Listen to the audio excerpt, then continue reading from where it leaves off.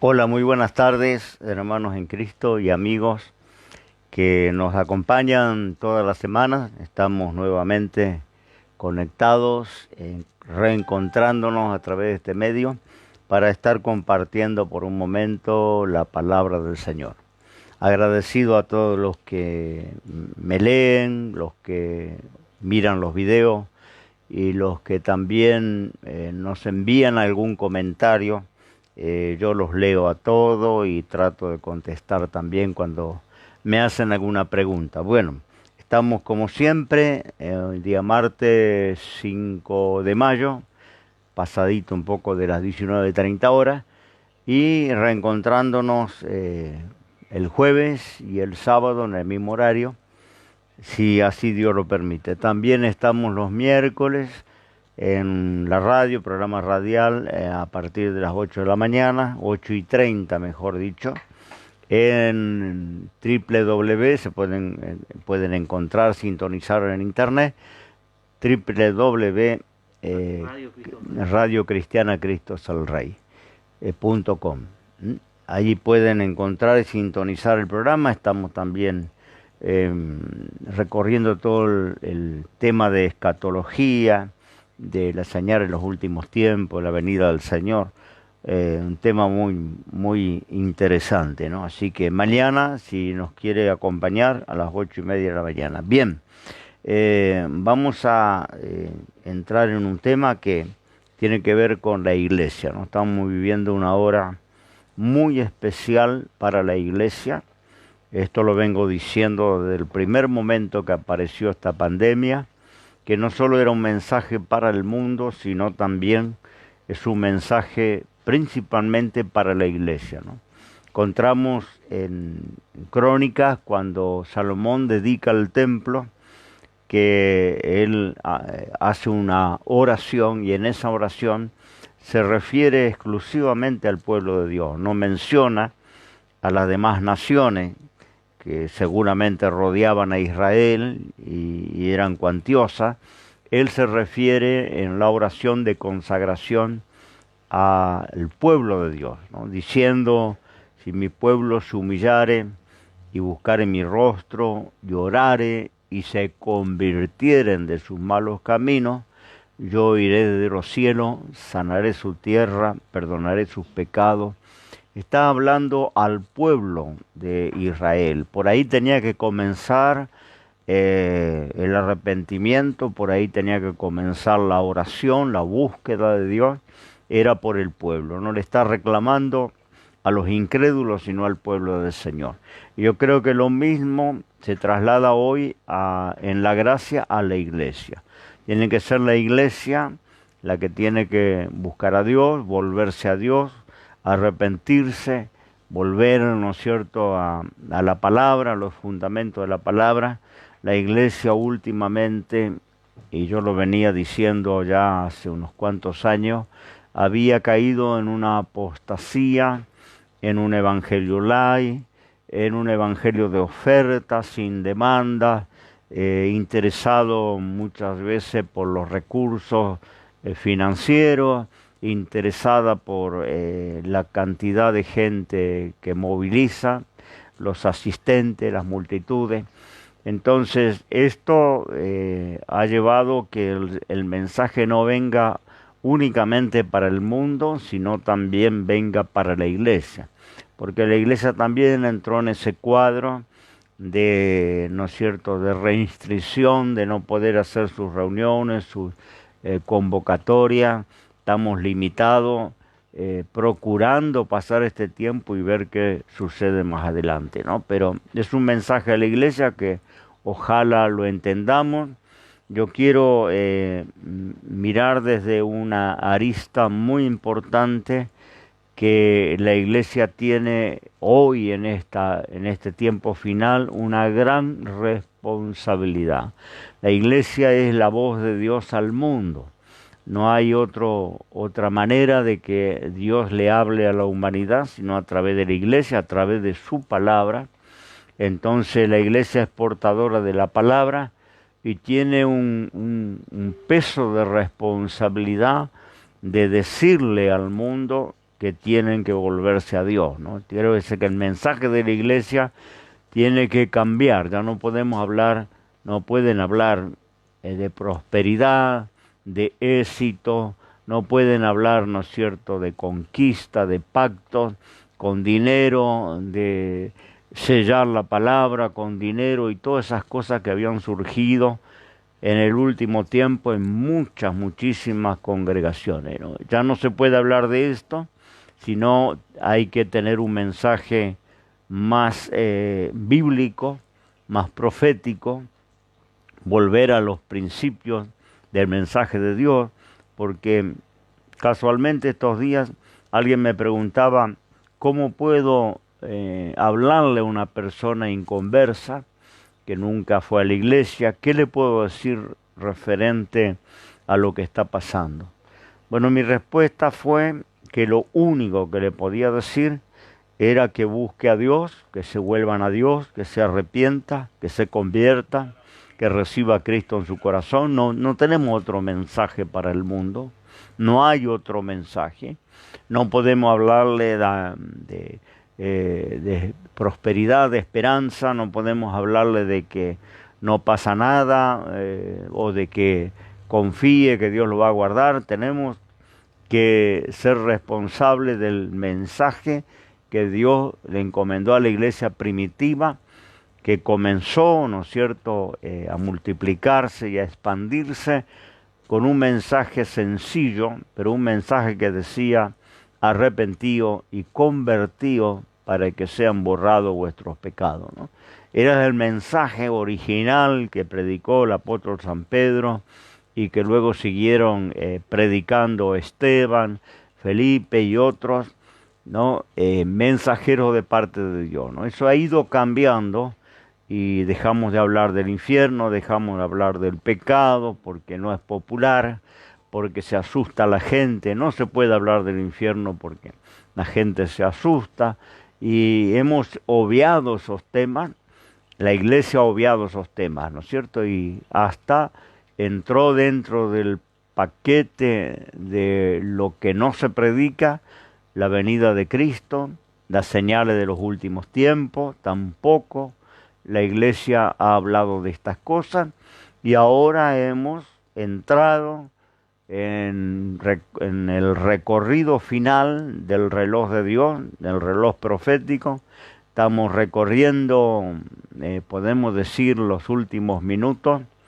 Pronto será medianoche en el reloj profético y estamos viviendo y siendo protagonistas de lo que pensábamos que nunca iba a pasar, ¿no? Porque últimamente los que eran contrarios, y todavía hay algunos discutiendo si el arrebatamiento, la venida de Cristo, que el anticristo, la gran tribulación, pretribulacionista, posttribulacionista. Hoy alguien decía, eso pasó allá con Alejandro Magno en el primer siglo. Bueno, todas estas confusiones doctrinarias que han prevalecido, ¿no?, en la iglesia en las últimas décadas.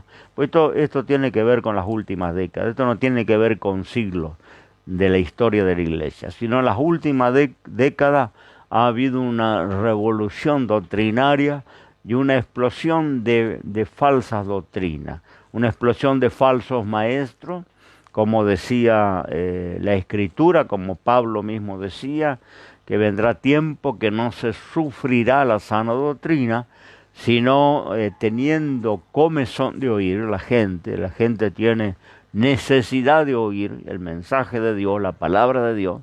Teniendo comezón de oír, se amontonarán los maestros según sus propias concupiscencias y apartarán el oído de la verdad. Esto ha ocurrido en las últimas décadas. Los maestros se han amontonado con el tema de la internet y todo eso, y los que están navegando en Google, todos se han convertido en maestros de algo, todos están en capacidad de enseñar, y muchas veces lo que están enseñando prácticamente es una herejía o una blasfemia, ¿no?, sin ningún tipo de fundamento. Y esto Esto se ha desparramado en el pueblo cristiano y hay muchos confundidos, turbados por esta falsa enseñanza, ¿no? Porque hoy están estos medios que son maravillosos si se utilizan bien, pero son nefastos si se utilizan mal, ¿no? Porque tienen una entrada en la gente impresionante, no hay límite de espacio, no hay distancia, y esto hace que mucha gente, ¿no es cierto?, se alimente, ¿no?, por internet y no por la Biblia, ¿no? A mí cuando me entran en la historia, incluso en el calvinismo, en el tema de arminiano, en los pretribulacionistas, posttribulacionistas, los milenarios, todos estos temas, digo, mira, no me interesa, no me comparta porque no tiene para mí ningún interés. Yo tengo la palabra de Dios y me guío por la palabra de Dios. Y creo que el pueblo cristiano tiene que volver al libro, tiene que volver a las escrituras, a la palabra del Señor y dejar tantas opiniones de esos maestros que están amontonados hoy, ¿no? Pero bien, decía que la iglesia tiene una responsabilidad de compartir el mensaje de Dios, de decir lo que dice Dios en su palabra al mundo, porque el mundo está confundido, angustiado, turbado por todo lo que está pasando, no comprende, e incluso los estadistas y los científicos y los sabios, como dice la palabra, que el Señor trastornaría la sabiduría de los sabios, ¿no? Y verdaderamente está pasando así. No alcanza la sabiduría, el conocimiento humano, no alcanza la ciencia, no alcanza ninguna capacitación universitaria para dar una salida. No hay salida, solamente tenemos la palabra del Señor, ¿no? Y la palabra del Señor es clara, precisa y tiene un mensaje actual para estas generaciones. No ha pasado de moda. Jesús dijo que pasaría el cielo y la tierra, pero su palabra no pasaría. Tiene la misma vigencia que tenían en el siglo I. Para aquellas gentes tienen la misma autoridad que tenían en aquel tiempo, sigue teniendo la palabra de Dios. Mi consejo para todos los hermanos en Cristo: muévase en la palabra, lea la palabra, estudie, escudriñe la palabra y no se guíe tanto por opiniones, porque a veces me dicen, pero el maestro fulano. Bueno, hay maestros, apóstoles, profetas, reverendos, licenciados, pero todo esto no tiene ningún valor si no viene de acuerdo a la palabra. La palabra es nuestra brújula, nuestro mapa espiritual. Y si no viene de acuerdo a la palabra, no interesa el nombre, no interesa el título, no interesa que mueva multitudes y que sea popular y famoso en todo el mundo. Si no viene de acuerdo a la palabra, no es de Dios. Esto está claro en todas las escrituras, no me voy a referir a eso. Pero voy a esto, que tenemos una iglesia que ha cometido pecado de omisión. ¿Cuál es el pecado de omisión? Cuando sabemos la verdad y no la compartimos. Cuando sabemos lo que está mal y no lo denunciamos.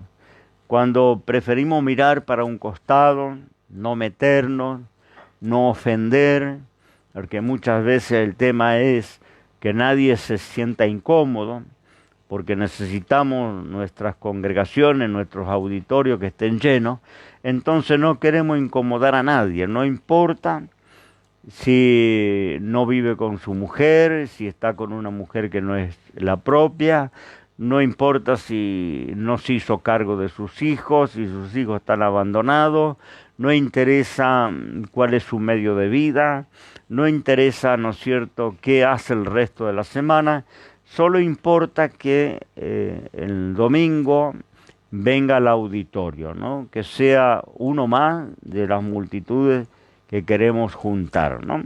Entonces la iglesia no ha dado su opinión sobre estos temas. No hay opinión sobre estos temas. Y cuando alguien entra, yo suelo entrar mucho en esto, me dice, no podemos juzgar. ¿Quién somos para juzgar? No podemos tocar los ungidos de Dios, ¿no? Y este es un argumento que también surgió en las últimas décadas, que no tiene fundamento bíblico, porque el juicio debe comenzar por la casa de Dios. Así dice la Escritura. El juicio primero empieza por la casa de Dios. Y los santos, la iglesia del Señor, está determinada para ser parte del tribunal del juicio del trono blanco. Y dijo el apóstol San Pablo escribiendo a los corintios eran condescendientes con un pecado inmoral que había surgido. Alguien perteneciente a la iglesia de Corintio vivía con la mujer de su padre. El apóstol San Pablo dice un pecado que ni se nombra entre la gente común, ¿no? Y ustedes han sido condescendientes con esta persona que yo ya he juzgado, dice el apóstol San Pablo, ¿no? Júntense en ustedes, mi espíritu con ustedes, y juzguen al que cometió tal hecho. Allí está diciendo, ¿no sabéis que los santos han de juzgar al mundo? ¿No sabéis que la iglesia ha de juzgar a los ángeles? ¿Cómo no juzgáis las cosas de este mundo?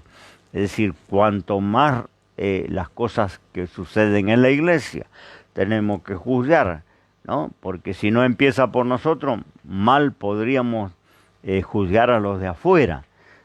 Pero hay una mala interpretación, ¿no? Cuando Jesús dijo no juzguéis para no ser juzgados. Se refiere al juicio condenatorio, ¿no? Esto no lo podemos hacer. No podemos determinar quién será salvo, quién será condenado. No podemos hacer un juicio de exclusión a nadie de la salvación. Esto es juicio condenatorio, juicio sin misericordia. Pero luego la evaluación, el discernimiento cotidiano, eso lo ejercemos a cada momento. Ahora mismo usted que está mirando la pantalla, está juzgando cada una de las palabras que yo digo. Si son correctas, si tienen fundamento bíblico, si lo que digo es razonable. Y esto es un ejercicio que todos lo hacemos cuando vemos o oímos algo. Es imposible tragarnos todos los que nos ponen delante. Es imposible no evaluar, no discernir, más en el tiempo que estamos viviendo. Entonces el argumento es no juzguemos, no toquemos los ungidos, no toquemos los siervos de Dios, y de repente estamos conociendo, ¿no es cierto?, líderes que han abandonado sus mujeres, han cambiado ya 2, 3 mujeres, viven en adulterio, siguen predicando. Hemos conocido líderes que tienen pecados inmorales innombrables, que a veces también han hecho un gran negocio con la fe. Todo el mundo lo sabe.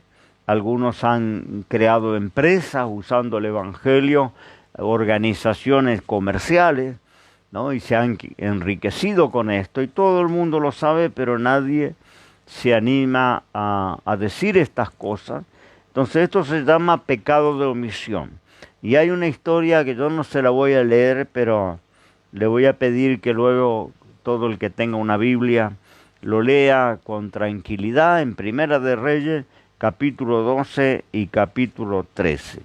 Vamos a leer una historia allí muy interesante sobre el pecado de omisión. Después de la muerte de Salomón, el pueblo de Israel, por permisión de Dios, se va a dividir en 2 reinos. Uno va a ser el reino de Judá, donde está David, y otro donde estaba David, y otro va a ser el llamado el reino de Israel. Son 2 facciones que se divide el pueblo de Israel. Dicen que uno de los reinos está integrado por la tribu de Judá, el otro reino por las 11 tribus restantes. Bueno, hay 2 cabeceras de gobierno. Allí tenemos en esta historia el gobierno de Roboán, allí en Jerusalén, y el gobierno de Jeroboán, que estaba en Betel.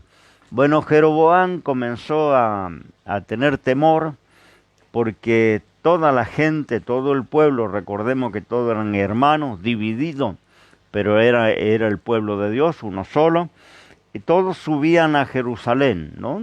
Por supuesto, allí estaba el templo, allí estaba, ¿no es cierto?, el santuario, y aunque políticamente estaban divididos, incluso el territorio, y hasta habían tenido confrontaciones, batallas entre ellos, el pueblo subía a adorar a Dios en Jerusalén. El rey Jeroboam pensó que esto le iba a complicar porque un día podían, cambiarse de bando, vamos a decirlo así.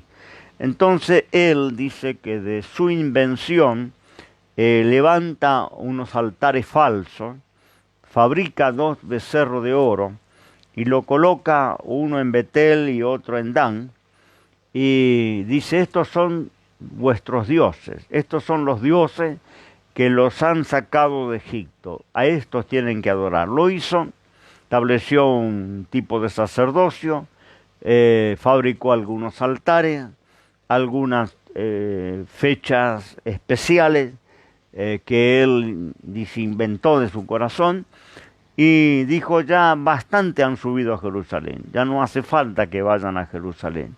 Ahora van a tener sus cultos acá en la tierra, acá en nuestro reino.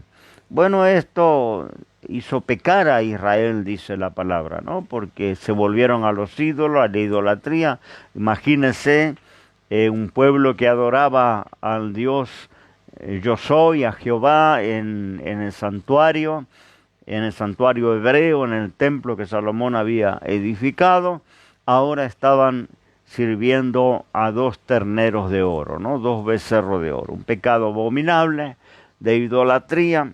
Y esto estaba sucediendo en el reinado de Israel, el reinado que encabezaba Jeroboam. Bien, hay un detalle en el capítulo 13 que dice, moraba en Betel un viejo profeta, ¿no? Quiere decir, había un profeta de Dios en ese reino, moraba allí, y este profeta de Dios, dice la Biblia, un viejo profeta, quiere decir antiguo, conocedor, seguramente de la palabra, de la ley de Dios, pero por muchos años él estuvo compartiendo. Él era uno, yo digo, la imagen más adecuada del pecado de omisión.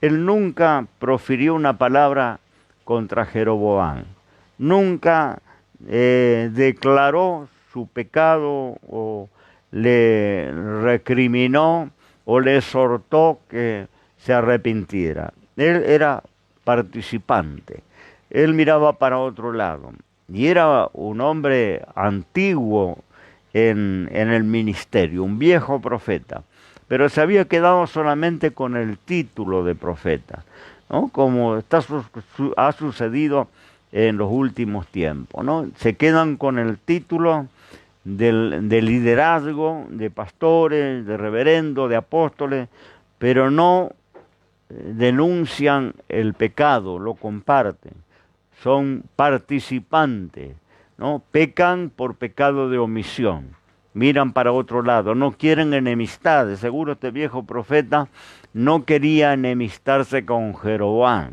Seguro el rey le había otorgado muchos beneficios, seguro comían su mesa, compartían los actos oficiales, era el consejero de este gobierno. Entonces, ¿cómo podía decir y denunciar el pecado de idolatría que este rey estaba incitando a todo el pueblo y llevándolo a un pecado terrible en la presencia de Dios? Nunca abrió la boca. ¿Qué hace Dios? Mueve un jovencito, un joven profeta, lo mueve y lo envía a hablar con el rey. Ese joven profeta vino de Judá a Betel, dice, lo manda Dios de Judá. Joven profeta, recién comenzaba su ministerio, estaba con toda la vocación, el fuego de Dios, el llamado de Dios.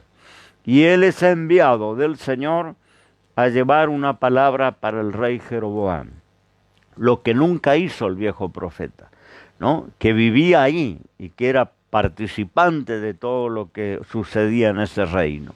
Viene el joven profeta y profetiza contra el rey Jeroboam, que estaba en ese momento oficiando incluso tareas sacerdotales en ese culto falso, porque estaba allí, ¿no es cierto?, frente al altar, ofreciendo algún tipo de sacrificio, y viene la palabra de Dios para este rey, Jeroboam.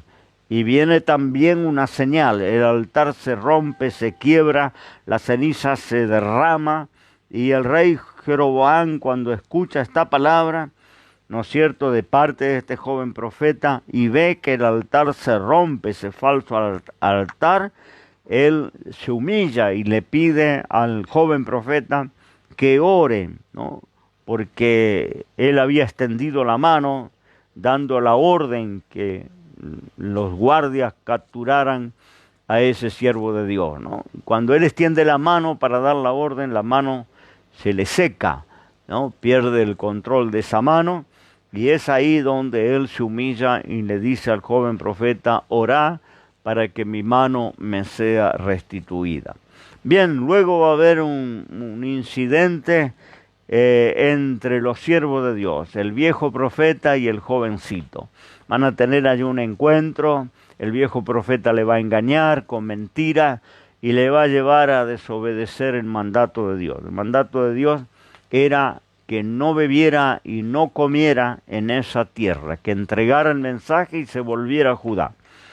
Él estaba obedeciendo claramente, ¿no? Fíjese que Dios decía que no comas ni bebas en esa tierra. Entrega la palabra y vuelve, ¿no? Y sin embargo el viejo profeta por años había comido y bebido en la mesa del rey Jeroboam. Entonces, el pecado de omisión, ¿no?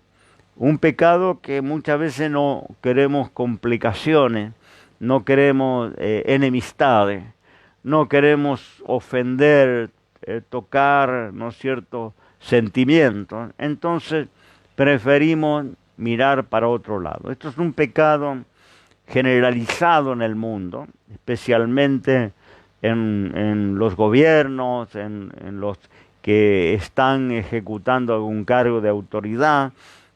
Sabemos bien que esto es moneda común, ¿no?, en la gente que no tiene a Dios. Mirar para otro lado, hacer la vista gorda también se le llama, ¿no? Sabiendo que está mal y muchas veces no comprometiéndose. La iglesia entró en este camino, ¿no? No se habla de esto. Incluso ahora estamos en plena pandemia y todavía tenemos mensajes de positivismo, de pensamiento positivo, de, ¿no es cierto?, de exitismo y de promesa, de oferta, y nos está faltando el mensaje principal: que el hombre se arrepienta, que vuelva a Dios, que busquen a Dios mientras hay oportunidad, porque este es el mensaje que le fue confiado a la iglesia, mensaje que hizo que Juan Bautista, que es el pregonero, el que prepara el camino del Señor, aquel profeta que iba a morir muy jovencito, ¿no? Ese profeta encarcelado, compareciendo delante del rey Herodes, ¿no?, en una situación crítica, porque sabía que Herodes no tenía problema en ejecutar a cualquier detenido. Herodes ejecutó al primer pastor de la iglesia, Jacobo, le decapitó. Herodes pensaba hacer lo mismo con Pedro y el Señor intervino y lo liberó.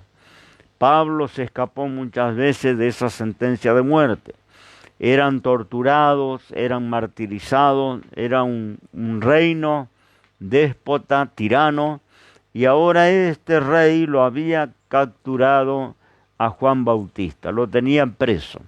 Lo hizo compadecer delante de su trono, y cuando él, Juan encadenado, compadece, Juan no era como aquel viejo profeta. Juan era un hombre con pasión, con llamado de Dios, con vocación, y le dice a Herodes: no te es lícito tener la mujer de tu hermano. Herodes tenía como amante a su cuñada y Juan lo denuncia. No te es lícito, no es correcto ese pecado, ¿no?, que estás cometiendo, que a lo mejor nadie sabía, seguramente la esposa no sabía, pero él lo denuncia y eso le va a costar su cabeza, porque va a ser ejecutado por el rey Herodes. Esto es compromiso, esto es responsabilidad, más en la hora que vivimos, donde se habla de una pandemia de desesperación para el mundo, que no encuentra, ¿no es cierto?, una respuesta a lo que está pasando. Tenemos el compromiso de compartir un mensaje con todos los que no son creyentes y que se desesperan y que preguntan y que no saben qué va a pasar. El mensaje que tenemos es uno solo. No le podemos decir: venga a buscar una palabra profética, venga a llevarse las bendiciones, venga y pase por bajo del manto ungido o llévese el aceite de las olivas. No le podemos decir esto. Tenemos que decirle: vuélvase a Dios, busque a Dios mientras hay oportunidad. Esta es la esencia, la médula del mensaje de la Biblia. Y miremos que en Hechos de los Apóstoles dice, predicaban aquellos hombres, aquellos discípulos, diciendo que Dios le había prefijado a los hombres el tiempo de su habitación, el tiempo de su vida. Esto está prefijado. Está prefijado cuando nacemos, está prefijado cuando nos vamos de este mundo. El Señor prefijó ese tiempo, le llama tiempo de habitación, tiempo de vida en la tierra, vida terrenal. Y lo ha hecho con un solo propósito, dice la Escritura: para que busquen a Dios, si en alguna manera, palpando, le puedan hallar. Es decir, que la vida que Dios te concede, 30, 40, 80, 90, la vida que Dios quiera concederte es con un solo propósito: buscar a Dios, volverte a Dios, arrepentirte y acercarte a Dios. Y dice la palabra que Él está cerca de los que le buscan. Él va a ser hallado de los que le buscan. Entonces ese es el mensaje que tenemos para la gente que no es creyente. Sean familiares, sean amigos, vecinos, compañeros de trabajo. No tenemos otro mensaje, no le podemos mentir. Creo que no es hora de seguir mintiéndole al mundo, diciéndole que todo está bien, que no hay un infierno, que no va a haber un anticristo, que no, el pecado no es importante porque todos pecamos. En los mensajes que hoy estamos escuchando en la iglesia, todos somos pecadores, todos tenemos nuestros errores. Dios es un Dios de amor y de misericordia que te va a recibir igual, sea cual sea tu condición. Esto no es así. El mensaje bíblico de la iglesia primitiva era: arrepiéntanse y conviértanse. El que era ladrón deje de ser ladrón, el que era borracho deje de ser borracho, el que está viviendo con una mujer que no es la propia, cambie esto, de un vuelco en su vida. Eso es arrepentirse, hacer un giro, volverse de sus caminos, ¿no? Cuando el hombre corrompe su camino y se vuelve, se llama arrepentimiento. Y Dios siempre está dispuesto a recibir los que se arrepienten y a darle la fuerza para poder vencer lo que sea una adicción, sea un vicio, sea un pecado que por años te ha tenido cautivo. El Señor da la fuerza para vencer y para que seas transformado en una nueva criatura. En el cielo no entra ni sombra de pecado. Entonces le digo a los que predican una gracia barata, una gracia sin conversión, una gracia sin cambio de vida, porque bueno, todos somos pecadores, le digo a estos que son ciego, guía de ciego. Y el Señor dijo que ambos caerán en el hoyo. No dijo: van a ser perdonados, en el último momento le voy a abrir los ojos, los voy a hacer recapacitar. Dijo: ambos caerán en el hoyo. Un ciego no puede guiar a otro ciego, ¿no? Entonces, aquellos que nos guían tienen que tener bien en claro cuál es el camino, cuál es la verdad, ¿no? ¿A dónde vamos? ¿Cuál es el fin de toda la historia? ¿qué va a pasar con el mundo? ¿Qué va a pasar con la iglesia? Si no tenemos claro estas situaciones, ¿no es cierto?, espirituales, no podemos ser guía de nadie, porque vamos juntos a caer en el pozo. Que Dios le bendiga en esta noche y ojalá recuperemos el mensaje original, el mensaje de la Biblia. Yo no encuentro los mensajes modernos en ninguna de las páginas del Nuevo Testamento.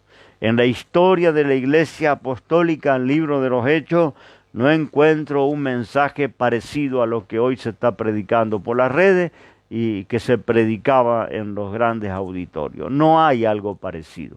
Mensaje era arrepentimiento. Juan, cuando comienza su ministerio, comenzó con esa convocación: arrepentidos y convertidos, porque el reino de los cielos se ha acercado. Fue el mensaje de Juan, fue el mensaje de Jesucristo, fue el mensaje de los apóstoles y fue el mensaje que por muchos siglos la iglesia predicó.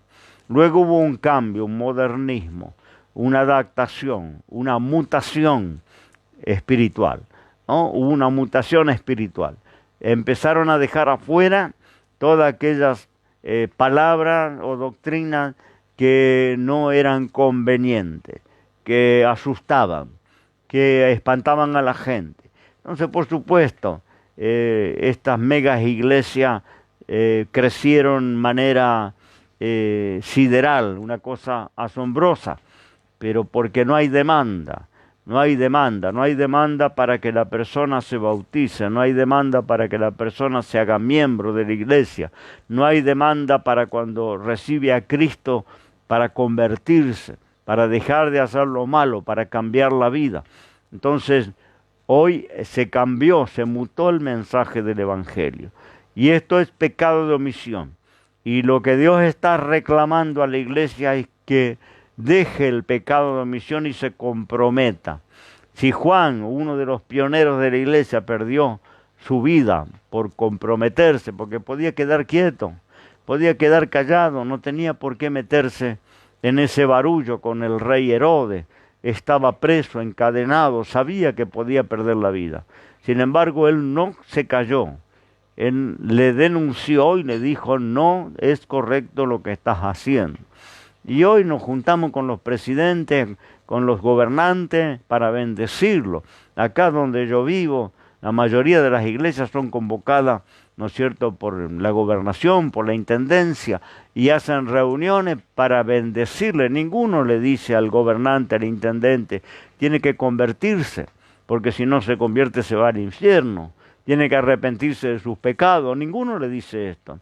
Bueno, hablan de que están influyendo las autoridades. ¿De qué manera están influyendo las autoridades? Compartiendo un lunch, compartiendo una mesa, compartiendo una reunión de política, donde muchas veces están buscando votos, porque muchas veces brindan favores a la iglesia para conseguir los votos.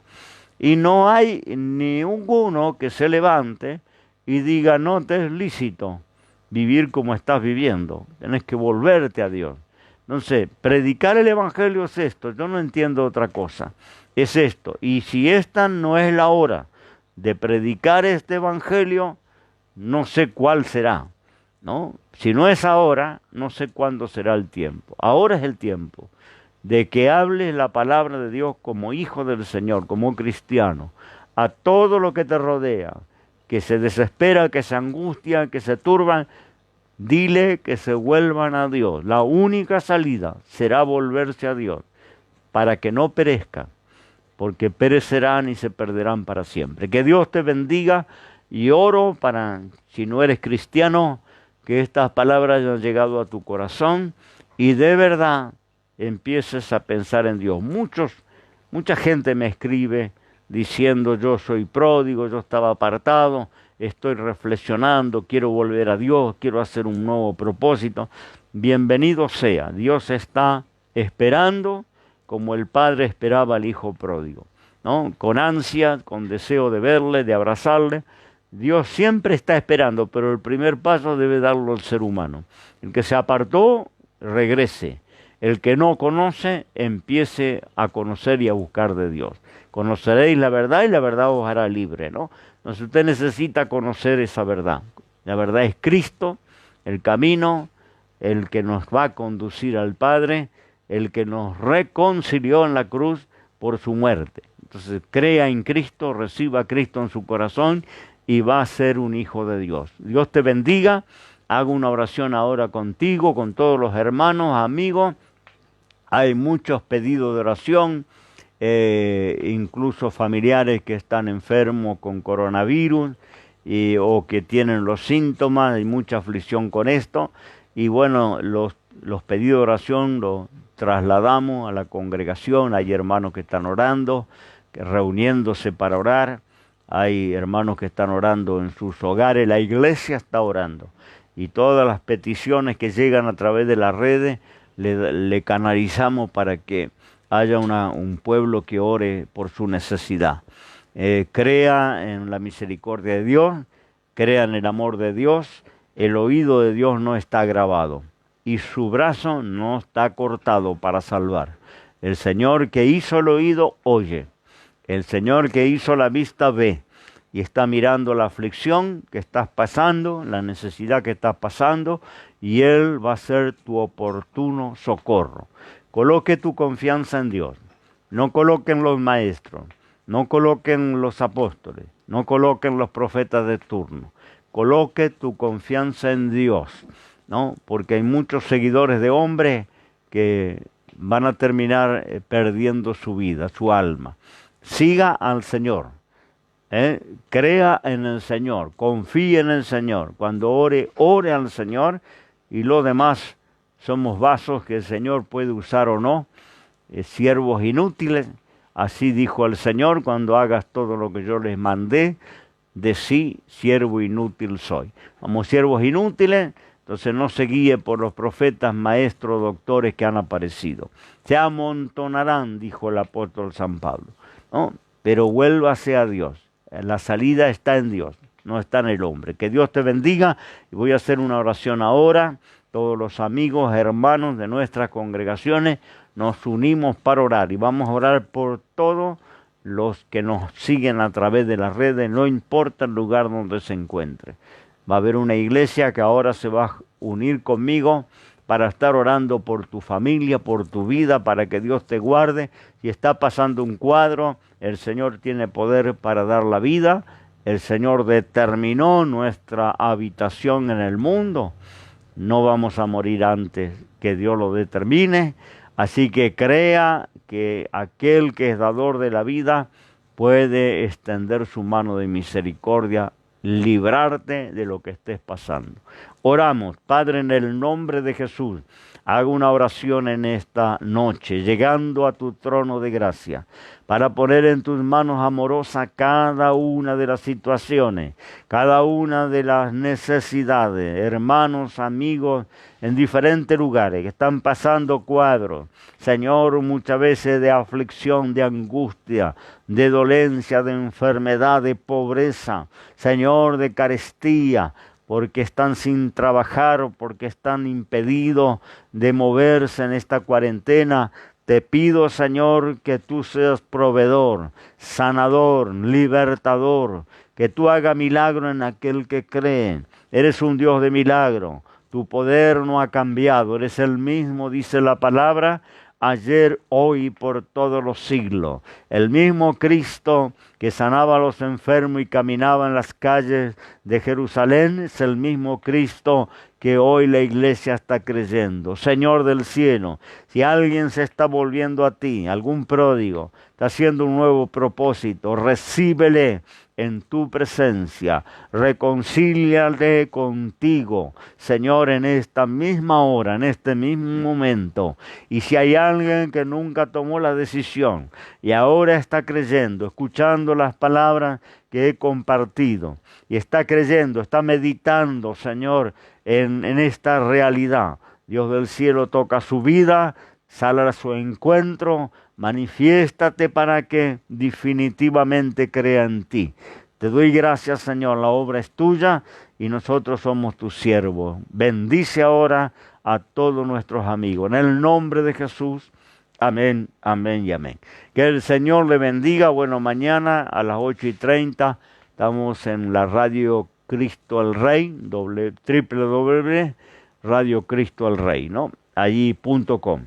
Vamos a estar ahí con el evangelista que dirige el programa, Lucas Vera. Que Dios le bendiga y mañana si quiere acompañarnos un rato más, muy bienvenido. Un abrazo virtual para todos nuestros queridos hermanos y todos los amigos. Dios le bendiga.